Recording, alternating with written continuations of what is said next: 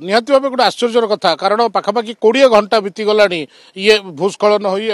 जोबड़ी भाव भयंकर स्थिति देखा आपण भी देखिले विश्वास करें जे केते भयंकर स्थिति देखा पूरा पूरी जमती मु पूर्व कहती उत्तराखंड भ्रम सृष्टि करछि बड़ बड़ पत्थर माटी धसी हो पशिछि एवं संपूर्ण रूपे ये जो सौंदर्य भरा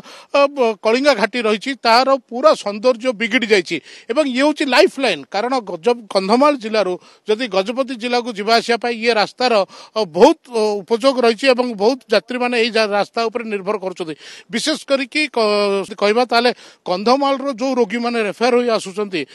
गंजाम को ब्रह्मपुर को से ये ही गोटे मात्र रास्ता एवं बड़ा आश्चर्य कथा 20 घंटा बीती जाइए सुधा वर्तमान पर्यंत कौन पदक्षेप नि प्रशासन तरफ एवं बड़ बड़ पत्थर खंड रास्ता उपर पड़ी रही अंचलवासी लोक मैंने आसुंच पचारा जे ये गत काली है बर्तमान पर्यंत किसी पदक्षेप नवार आप देखुं ना आज्ञा कहीं पदक्षेप नहीं ना कहीं एत किए आसबार ना आम ये आसिक देखु गाँ पाख तो ये एपटे तो जीवासिया होती गाड़ी तो बहुत जीवासिया हवा कथा पूरा बंद रही पूरा बंद मेन रोड आज्ञा तो आप देखुए केते पत्थर रास्ता पड़े अर्थात पत्थर को हटाइबा ये प्रशासन पक्षर कौन चेष्टा कर प्रशासन तो बिल्कुल देखा दर्शन है प्रशासन मिनिमम 18 घंटा रू 20 घंटा है आईटा पूरा माने एमती रास्ता जे माने गंजाम कंधमाल पूरा ठप पूरा बंद एपटे एपटे ये रांची कॉरिडोर ये रांची विजयवाड़ा रांची कॉरिडोर NH 157 तो वर्तमान सुधा कौन प्रकार प्रशासनिक अधिकारी किंबा अग्निशम बाहिनी किए भी आसी ना पाखापाखि 20 घंटा बीतीगला माने गोटे जो रेट रो भूस्खलन होईची लोकल प्रशासन ऑलरेडी आसिक देखिया कथा आसीना गत काले आसीथिले जहा कहउथिले वर्षा होउचले तो वर्षा होनी धू धू खरा होउछ टोटल कौन प्रकार अधिकारी आसी ना आ जो रेट रो पत्थर माने सब आसिक पड़ीची याको तुरंत ये करी यातायात ठीक करिया कथा